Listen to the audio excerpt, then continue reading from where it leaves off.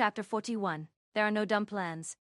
The elemental dire wolf howled as Cyrnox was about to pick up his bag. With the strap still in hand, he turned around. Ice and snow flew past him as the strap slipped slowly from his grasp. He stood there for a solid minute, staring at it like a deer in headlights. After he pulled himself together, he took hold of the strap again. Then he stepped off to the side around the corner, before sliding down the wall. All right, so far it is not aware that I'm even in this tunnel. His thoughts spun wildly, considering all the possible ways he could meet his end in there. There are no ads, at least none that I saw. That means assault drones are less effective. There is no terrain advantage I could use in this fight. It holds domain over the frost. If I were to use 3 offensive drones, the fight. No, I need protection. That is absolutely mental. That will never work. But that is the only possible way. I won't get torn to shreds. With that, he grabbed his backpack, slung it over his shoulder, and ran through the tunnels until he reached the bone-filled pit. 4 offensive drones materialized behind him and flew into the tunnel he had just left. System notification. 4/4 active drones. 28 TP. 8 TP/min. Cyrnox leaped from the highest plateau, his boots crunching through layers of bones as he landed in the pit below. He scrambled toward the wall, pressing himself against the cold stone beneath the overhanging ledges. Within seconds, the mental connection to his first offensive drone fizzled out, followed by another 3 seconds later. Without hesitation, he summoned 2 replacements, the blue sparks briefly illuminating the chamber before they shot into the tunnel. The air turned deadly cold. A vicious wind howled through the tunnels, carrying an icy blast that shot down the narrow passage into the chamber. Cyrnox shuddered as the freezing wind bit at his exposed skin. He was trapped, unable to do anything but wait and hope his drones could buy him time. The ground trembled violently and suddenly he lost the connection to 3 drones at once. A cascade of ice shards blasted from the tunnel entrance, scattering across the bone-strewn floor. Cyrnox flinched as razor-sharp fragments whistled past his head, embedding themselves in the wall. Holy shit, how are you supposed to fight that thing? A brief thought flickered through his mind as he summoned 3 new drones and sent them into the tunnel. His plan was crude but clear. Inflict as much damage as possible before it came to an all-out fight. These drones didn't make it far. They were only halfway down the tunnel before they were annihilated. With a mental command, he ordered a retreat. 2 offensive drones emerged from the tunnel and flew past him, their beams flashing violet. Together with the newly summoned drones, they regrouped and continued firing down the tunnel. Cold fog billowed into the chamber as the elemental dire wolf emerged. In mere moments, the temperature plummeted to the point where he could see his breath in the air. Manually, he activated overcharge on each of the 4 drones. 4 thick violet beams carved through the air, striking something he couldn't see before vanishing down another tunnel. Right above him, a massive white claw dug into the ledge, carving deep grooves into it. Its claws were clear like ice and yet strangely opaque. A few seconds later, 4 more beams shot out from the dark tunnel, hitting the now visible elemental dire wolf. It all came down to this gamble. If it saw him, it was over. The elemental dire wolf jumped down from the plateau and vanished into the tunnel, following the trail of his drones. This was the moment he had been waiting for. He repositioned himself below the plateau containing the tunnel it had just entered. As his drones reached the end of the tunnel, they fired until they were destroyed. Cyrnox continued to lead the elemental dire wolf from one tunnel into the next, keeping himself safe within the bone pit. After nearly 5 minutes of this cat-and-mouse game, his TP had dropped below a third. He summoned another set of drones and sent them after while making his way back to the chamber where he slew the alpha. While his drones played tag with the wolf, he climbed onto the 2nd level of the now ice-filled chamber. As his TP reserves ran almost dry, he watched his drones fall one after another, but he didn't resummon them. This will take 50 minutes. I just hope that thing doesn't regenerate. The minutes stretched on, each one counted in the slow recovery of his TP reserves, creeping past the halfway point. After another 10 minutes, the air grew suddenly colder. From the tunnel emerged the elemental dire wolf, its massive frame now bearing a slight limp. As it gathered itself to leap onto the 2nd level, 4 oval-shaped drones materialized in a flash of blue light, immediately forming a massive barrier above it. It lunged straight into the barrier, the impact echoing through the chamber as its massive body connected with the shimmering shield. Dazed, it stumbled back to the ground, shaking its head to clear the disorientation. Cyrnox seized the moment, dropping from the 2nd level and slipping into the tunnel while the wolf was still recovering. But the wolf recovered faster than he'd anticipated. Its crystalline eyes locked onto him, predatory focus cutting through the space between them. When it opened its maw, Cyrnox braced for another howl, but instead, a vicious hail of ice shards erupted toward him. He threw himself around the corner just as the deadly storm slammed into the barriers. One drone vanished in a flash of blue sparks. Another was severely damaged with cracked spiderwebbing across its hull, while the third's barrier flickered violently, nearly depleted from the assault. That motherfucker as a fucking breath weapon. Cyranox scrambled to block the tunnel with his remaining drones.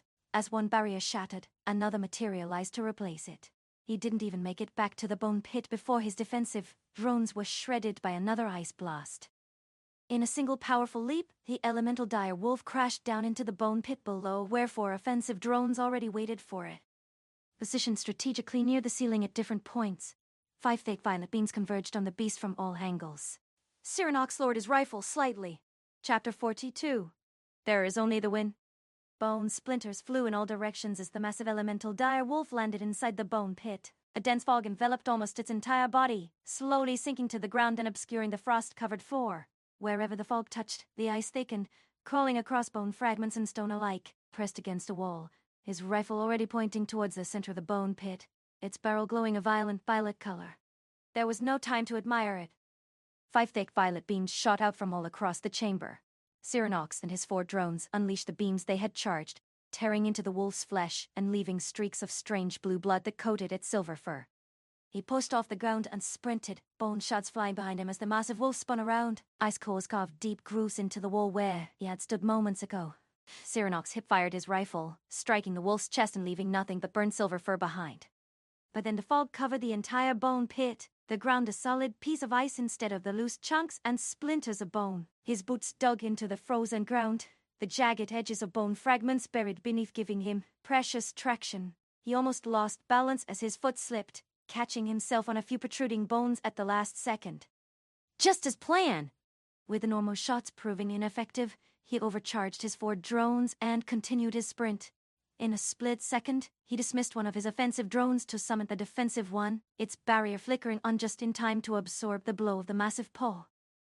The shield shattered together with the drone, buying precious time that he needed to dodge. Pumping overcharge after overcharge into his drones, the wounds on the dire wolf added up.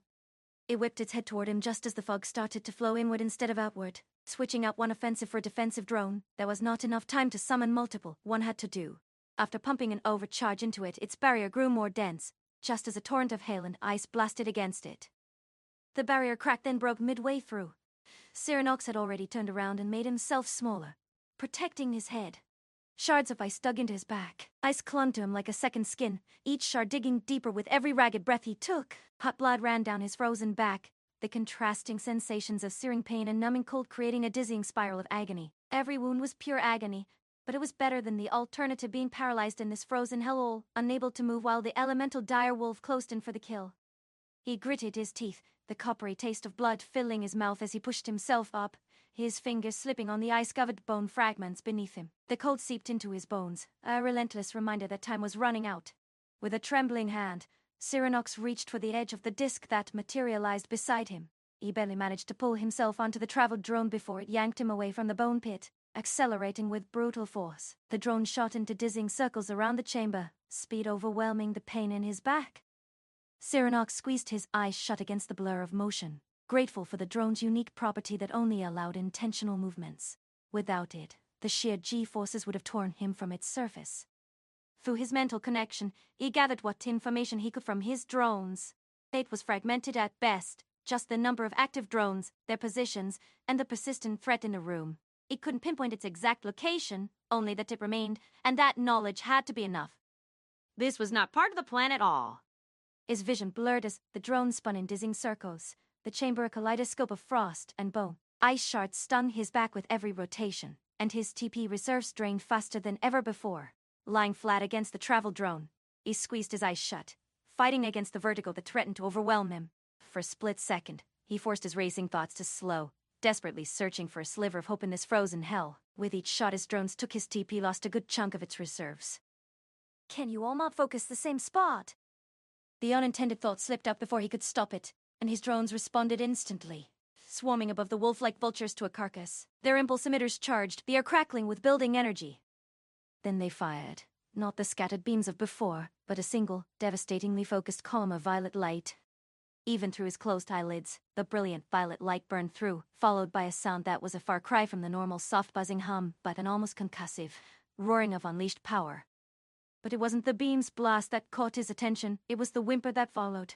With each subsequent blast, the whimper grew more pronounced, mingling with the sharp crack of shattering stone and furious snarls. 2 shots. Then his TP reserves hit empty. The overcharge ended as abruptly as it had begun. The travel drone shuddered to a halt on the highest plateau, its smooth descent replaced by a rough landing. Cyranox's eyes snapped open, the world swimming back into focus after what felt like hours but had, in reality, been mere minutes of chaos. Cyranox peered over the edge of the plateau, his gaze falling into the bone pit below. The entire area had been transformed into a frozen wasteland, with ice covering every surface. Deep gouges scarred the landscape where ice claws had torn through ice and stone alike. In the center of this chaos lay the elemental dire wolf, still alive but grievously wounded. It no longer stood but lay in a pool of its own frozen blood, its breathing shallow and ragged. Between its shoulder blades, a gaping hole revealed shattered bone and torn muscle. That explains why it didn't come after me directly, Cyranox thought, his mind already calculating. Just stay down there. I'll put you out of your misery as soon as I get my TP back. He slid back from the edge, the cold seeping into his bones as he settled against the rock wall. The sight of the wounded beast below should have brought satisfaction, but all he felt was a hollow ache. The victory, if it could be called that, had cost him. He watched the elemental wolf, and it watched him back. Through its crystalline eyes, he could see the defiance still burning, though its body refused to obey its will. Both were trapped in a stalemate, unable to deliver the final blow. Time crawled by, each minute stretching into an eternity. The ice that had embedded itself in his back had melted, leaving raw wounds that continued to bleed, soaking through what remained of his shirt. With a TP that had slowly regenerated, he summoned a healing drone. The blue spark of its materialization cut through the gloom as it floated above him, its soft light casting a gentle glow on the frost-covered walls. The drone hovered directly over his back, and a warm beam enveloped him, knitting torn flesh and sealing wounds. System notification. 1/4 active drones. 6 TP. Plus 5 TP/min. I hope you don't mind, he managed, a painful chuckle escaping his lips as the healing energy coursed through him. Chapter 43. More than deserved. The elemental dire wolf snarled as the healing drone began its work on Cyranox's back, its crystalline eyes fixed on him with burning hatred. The massive beast's body trembled violently as it tried to push itself off the frozen floor, its front legs completely immobile. After several failed attempts, it gathered its remaining strength into its powerful hind legs and launched itself upward, crashing against the edge of the plateau before falling back into the bone pit with a pained whimper. The impact sent a shower of ice fragments flying upward, some landing near Cyranox's feet as he leaned against the cold stone wall. It didn't try again, simply lying there as its fog slowly filled the pit once more, a thick mist obscuring the scene below. The mist crept upward like a living thing, tendrils of cold air reaching toward the plateau, making the air so frigid that Cyranox could see his breath crystallize in front of his face. Despite the healing drone's efforts, his body remained sore, the deep wounds not completely healed despite the pale green light knitting flesh together with visible progress. 5 minutes later, Cyranox dismissed the healing drone, allowing his tech points to recover more fully. His body was patched up but still sore, the deep wounds not completely healed despite the drone's efforts. Time was ticking away, and he needed to finish this before the beast found another way to reach him or recovered enough strength for another desperate attack. With a thought, he pulled his rifle out of the storage ring. The familiar weight of the weapon in his hands brought a small measure of comfort. On his way toward the edge of the plateau, he summoned 4 offensive drones, their mechanical forms materializing in silent blue sparks around him as he prepared for what he hoped would be the final confrontation. System notification. 4/4 active drones. 28 TP. 8 TP/min. Cyranox peered over the edge of the plateau, his gaze cutting through the thickening fog that enveloped the bone pit below, the cold air searing his lungs with each breath. The massive elemental dire wolf's form was partially obscured by the swirling mist, but its location was unmistakable, crystalline eyes gleaming even as its body lay broken on the frozen ground, defiance still burning in their depths despite the grievous wounds that marred its silver-white fur. The chilling silence was broken only by the faint, ragged breathing of the beast and the occasional crack of ice shifting somewhere in the depths below. He positioned himself carefully, boots scraping against the frost-covered stone as he pressed the stock of his Magi-Tuck rifle MKI firmly against his shoulder, the familiar weight a cold comfort against his bruised body. Around him, 4 offensive drones flew over their violet light, casting eerie shadows against the frost-covered stone as they took their positions, their mechanical bodies humming with contained power. With a thought, he used overcharge on all of them, the air crackling with building energy as violet light intensified along his rifle barrel as well, the weapon growing warm in his hands as power surged through its systems. 50 TP. The violet glow intensified, reaching an almost blinding brilliance as Cyranox's rifle and drones approached the peak of their overcharged state, the air crackling with raw energy that made the hairs on his arms stand on end. Below, the elemental direwolf stirred, its crystalline eyes burning with a final act of defiance as it lifted its head weakly from the frozen ground. The fog in the bone pit swirled inward, gathering around the wounded beast like a shroud, the cold mist thickening with every ragged breath it took. The moment Cyranox saw the shifting mist coalescing around the wolf's maw, he threw himself backward, his body eating the frost-covered stone just as a torrent of ice erupted from below. The blast shattered his 4 offensive drones in an instant, their violet lights extinguishing in a shower of blue sparks that rained down upon the frozen landscape. The cold was so intense that it seeped through his clothes, making his teeth chatter as he lay there, panting. "Are you fucking kidding me?" He growled, his voice rough with frustration, each word ragged as he pushed himself up with trembling arms. Now I have to wait another 10 minutes just to regenerate enough tech points. His knuckles were white where he gripped the rifle, the metal cold against his skin as he fought the urge to hurl it into the pit.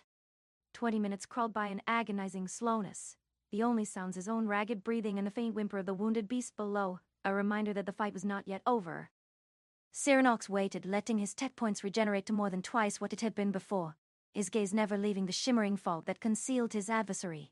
Afterwards, he pushed himself back into position, his muscles protesting with every movement. He summoned his drones again and prepped the entire setup once more, this time without interruption, the violet glow returning with renewed intensity.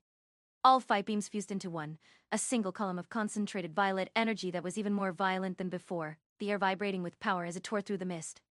For a brief moment, the entire chamber was bathed in blinding light, the only sound a soft, humming buzz as the energy traversed the short distance to its target. There was no explosion, just an intense, blinding flash and a deep, vibrating tremor that shook the very foundation of the cavern, the force of it making his bones ache. A shockwave followed, making his ears ring and sending ice crystals cascading from the ceiling like a sudden, frozen rain.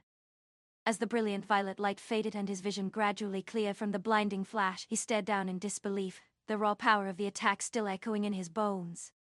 There was a perfect, cauterized hole straight through the elemental dire wolf, the overcharged beam having passed through its massive body, without stopping, continuing to burn a small crater into the frozen bone pit below. The massive beast lay motionless, its crystalline eyes now dull and lifeless, the defiant spark extinguished by the concentrated energy that had torn through its very being.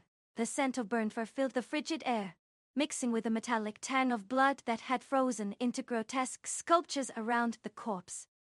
Cyranox found himself staring at the aftermath of the beam, a clean hole burned through the massive beast and into the frozen ground beneath it. As he processed the sight, a cascade of system windows flooded his vision, overlapping each other in a dizzying display that made his head spin, creating a chaotic mosaic that obstructed his view of the cavern below. He took a deep breath before letting it out in a slow sigh, the cold air burning his lungs as he slumped against the rock wall behind him, not even attempting to read through the notifications. "System," he muttered, his voice rough and ragged from the exertion and cold. "Could you maybe just possibly trim that down? By a lot. There are 7 windows here." He ran a gloved hand through his sweat-dampened hair, the material stiff with frost, before adding, "and maybe prioritize the important ones next time." The windows vanished simultaneously, replaced by a single notification window that hung before him. System notification. "Congratulations! You are the first to clear the dungeon, Howling Caverns. Alert! You achieved first clear of Howling Caverns without a party. You have cleared dungeon, Howling Caverns. Plus 2090 480x. Bing. Level up. You are now level 18. That's indeed a trimmed down version," he said while checking the notification, his voice raspy from the frigid air. "All right. Level 18. Slowly getting somewhere." The words were barely a whisper, lost in the vast emptiness of the frozen cavern. A sudden surge of power from the level up was already coursing through him, a warm current pushing back against the bone-deep cold that had settled in his limbs.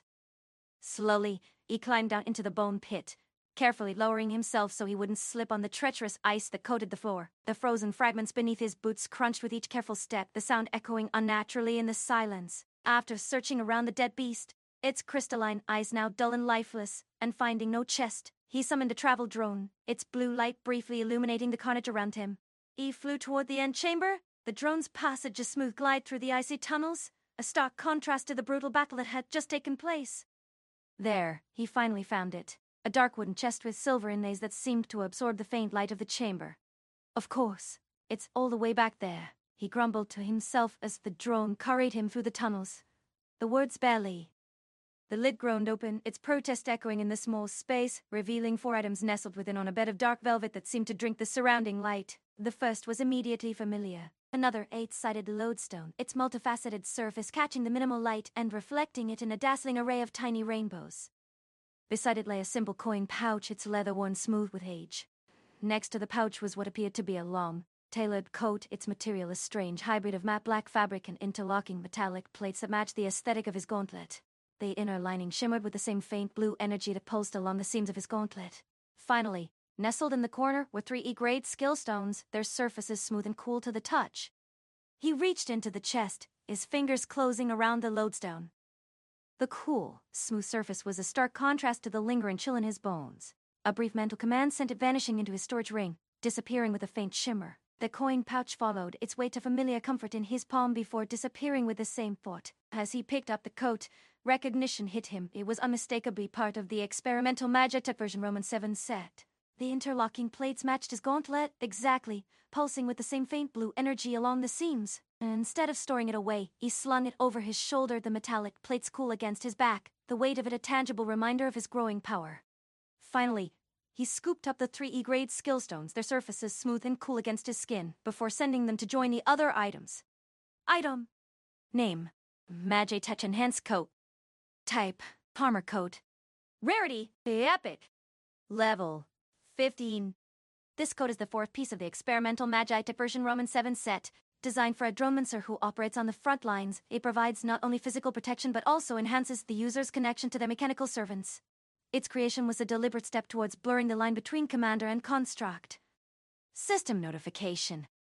Congratulations! Your set. Experimental Magitech version Roman 7. 3/5 maximum drone limit double.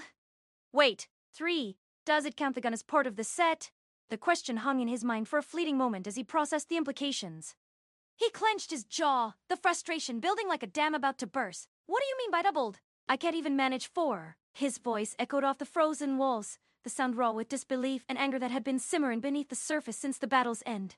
Chapter 44. Aftermath of the Howling Caverns. Cyranok slipped his arms into the coat, the metallic plates shifting with soft mechanical clicks as they sensed his body contours. The plates moved with an almost fluid grace, molding themselves to his form like a second skin.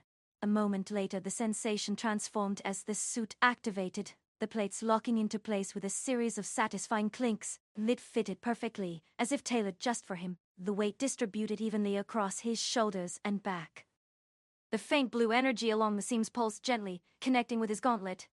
He made his way to the back of the chamber, where a familiar blue glow emanated from a portal, the exit from the Howling Caverns.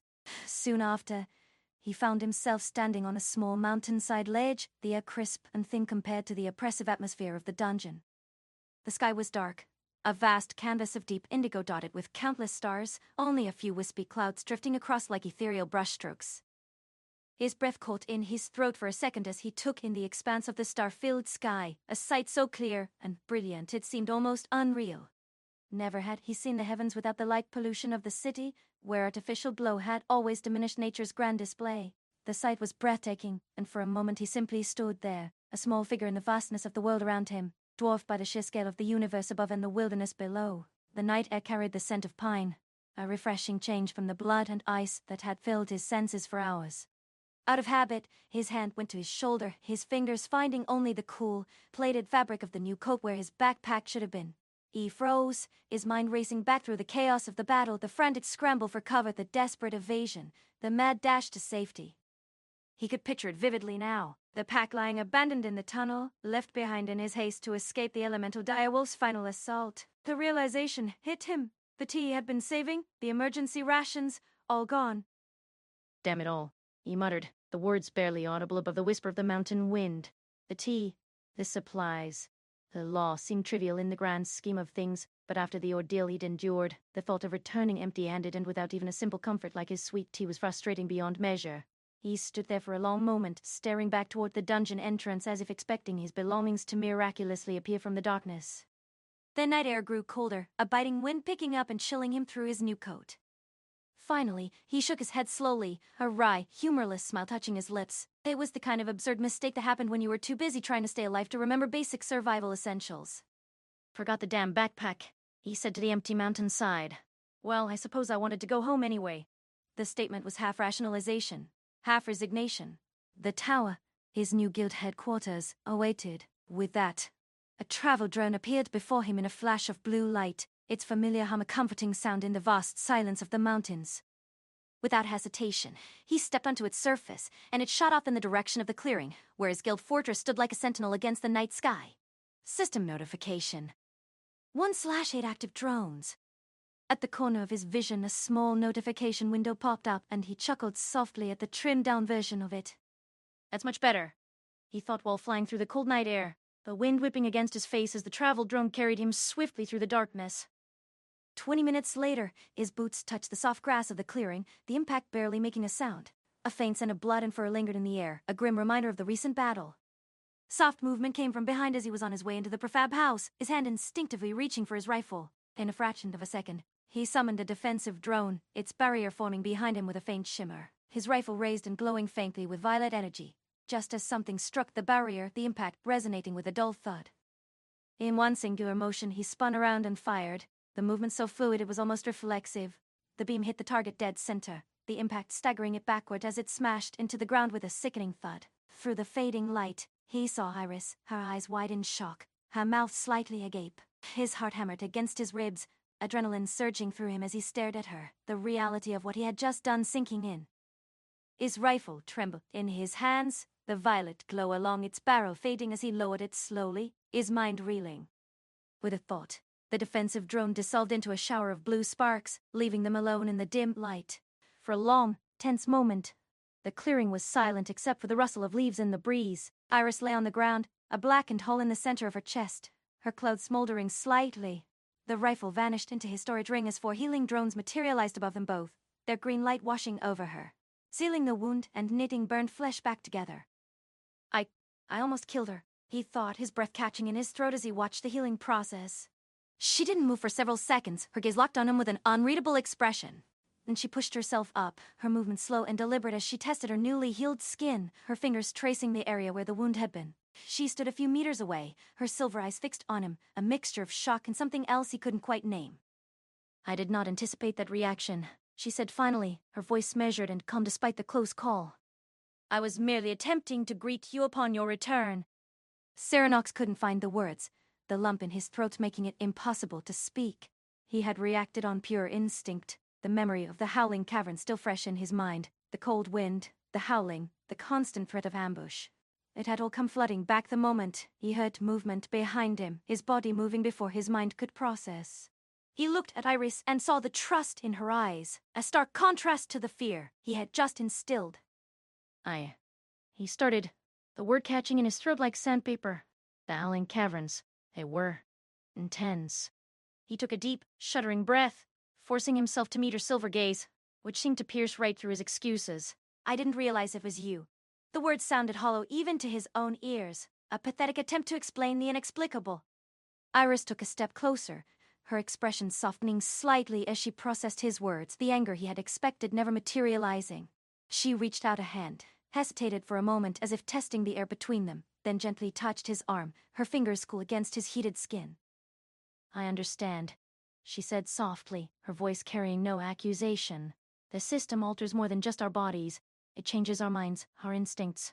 Her gaze drifted toward the darkened forest beyond the clearing. You survived. That is what matters. Her words were a balm, but the image of her falling to the ground, scorched and bleeding from his own shot, was seared into his mind with violet fire. He had faced monstrous beasts and survived brutal battles, but this was different. This was a wound no healing drone could mend, a scar that would remain long after his physical injuries had faded. He had almost destroyed the one person in this new world who was completely, irrevocably loyal to him. Chapter 45. The Weight of Survival. Iris, How are the 4 young ones doing? Cyranox asked, his gaze distant, his dark eyes still haunted by the violet afterimage of his own weapon firing at the only person who had shown him unwavering loyalty in this brutal world. They are safe. They have been staying in the house since you left, she replied, her voice still calm, but with a hint of concern that didn't escape his notice. Her silver eyes observed him carefully, reading the tension in his shoulders that hadn't eased since his return. Cyranox nodded slowly, his mind still reeling from the near-fatal mistake. He had almost killed Iris. The thought was a constant weight in his mind, a reminder of the thin line between survival and destruction in this new world. He had become a monster, a being who reacted with lethal force to the slightest perceived threat. In the dungeons he had found a part of himself, a part that was once only possible virtually, that primal, bloodthirsty joy in domination and destruction that both thrilled and terrified him. He forced the memory of the Howling Caverns down, burying it beneath layers of cold necessity, just as he had buried every other regret from his past. There was no luxury of dwelling on mistakes, only the brutal march forward. A weight of what he had almost done to Iris settled in his gut like a stone, but he pushed it aside. What was done was done. Get them ready, he said, his voice flat, devoid of the warmth that might have held just days ago. We're heading out. I've checked all the dungeons nearest this campsite. One of them is level 5. Good experience for them. He turned from her, his gaze dropping to the ground before moving toward the sheds.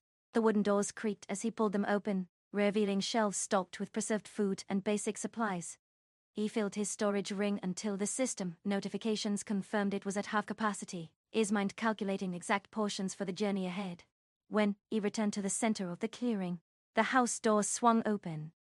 4 women emerged from the prefabricated house, their movements hesitant as they stepped into the dim moonlight that filtered through the surrounding trees. Their faces were gaunt, eyes wide with a terror that had yet to fade from their abduction, the memory still fresh like an open wound. Clad in mismatched garments that hung loosely on their frames, they clustered together as if proximity might offer some measure of protection against the cold night and their captor. His gaze settled on the young Asian woman, her long black hair tangled around her pale face, the moonlight catching in the dark strands. In his mind he closed the distance between them in 3 strides, his fingers brushing against her cheek as he tucked a stray lock behind her ear, feeling the softness of her skin. With a short, soft shake of his head, he banished this thought. Instead, he let his gaze drift over all of them once, noting the subtle differences in their reactions. I'll power level you all, he said, his voice low and even, devoid of emotion, until you can handle it yourselves, without me losing my property. After a short thought, he corrected himself, the word tasting wrong even as he said it. Assets. My assets. With a flick of his wrist, 3 travel drones appeared, their blue light briefly illuminating the clearing before settling into a soft hum. 2 on each drone, Cyranox commanded, his voice flat as he turned away, not waiting for a response. We're wasting time. The women flinched at his tone, a sharpness cutting through the night air. Lana and Carmen shuffled closer, their hands finding each other in the gloom, fingers intertwining like frightened children. Vanessa's jaw clenched, a spark of defiance burning in her eyes for a brief moment before it was snuffed out by the crushing reality of her powerlessness. Sarah simply stared at him, her expression a hollow mask of resignation as she moved to obey, guiding the younger ones toward the drones. They mounted the drones in silence, the hum of the Magitech the only sound between them, a mechanical heartbeat in the stillness of the night. Iris took her place at the rear, a silent, looming presence that needed no words to remind them of their fate. The drones lifted off, cutting through the night air as they accelerated toward the waiting dungeon portal, the wind whipping at their clothes. Cyranox felt a weight against his back. He glanced down to see Iris clinging to him, her snout buried in the crook of his neck, her body pressed tight against his, seeking comfort or perhaps offering it in her own strange way. Iris, he said, his voice low. You don't need to hold on so tightly. Her grip only tightened, her claws pricking through the fabric of his new coat, barely breaking through the metallic plates beneath. Warm breath fanned across his skin as she tilted her head up, her silver eyes catching the faint moonlight like 2 chips of polished ice. I know, she murmured, the sound a low rumble in her chest that vibrated through his back. I want to. Her gaze held his for a moment longer, something unreadable swimming in those silver depths before she buried her snout back against his neck. The connection was a silent, unbreakable thing, a comfort that gnawed at the edges of his control. He let her be, a faint sigh escaping his lips as the drones sped through the darkness toward whatever fresh hell awaited them. The drones descended into the clearing where the hollow tree stood, Iris's body still pressed tight against his back. Her teeth grazed the skin of his neck, a light, testing pressure that sent a shiver down his spine despite the warmth of her breath. As they reached the ground and the drones dissolved into sparks of blue light, She let out a soft whimper against his skin, the sound vibrating through his body, a strange mix of fear and contentment that confused him more than the dungeons ever could. Cyranok stepped away from her, his boots crunching on the dry leaves as he approached the pulsing portal. He tapped it with his finger, a gesture more for his own satisfaction than necessity, feeling the strange energy ripple beneath his touch, a sensation that was both familiar and deeply unsettling. System notification. Dungeon. Burrowing Depths. Level 5. Status 12 min? 12 minutes until it resets, he announced to the group, his voice flat and devoid of warmth. He moved to a cluster of moss-covered rocks nearby, the damp chill seeping through his new coat as he settled himself atop the largest one, making it clear this was not a discussion among equals, but a directive from a position of absolute authority. Here's how this works. We enter together, stay at the entrance. You four don't go deeper. His eyes swept over them, lingering on their varied expressions of fear and defiance, taking in every flicker of emotion. When it's cleared, you leave. I'll collect the loot. He paused, letting the simplicity hang in the air like the scent of pine and earth, before looking directly at the women who stood clustered together like frightened sheep. Vanessa's back stiffened, her hands clenching at her sides, knuckles white. What's the catch? You're not doing this out of the goodness of your heart. Her voice carried the sharp edge of someone accustomed to finding the trap in any offer, each word laced with suspicion born from experience. Cyranok leaned back against the rock, a faint smirk playing on his lips that didn't reach his eyes. You're weak. This world has no room for the weak. He thinks before he speaks, the words tasting like hash in his mouth. They get exploited. I don't want to be out for days in some god-forsaken dungeon, worrying that someone might lay his hands on you. So, I will make you so strong that this won't happen. Call it a moral obligation. Cyranok turned to Iris and with a short huff of a laugh that sounded more like a dry cough. Never mind, Iris, you will do this one on your own. Be careful and don't push yourself too hard. There is no need to rush. Then he turned back to the others, his gaze sweeping over them once more. You will come with me into the web tunnels. That should give you a good amount of levels.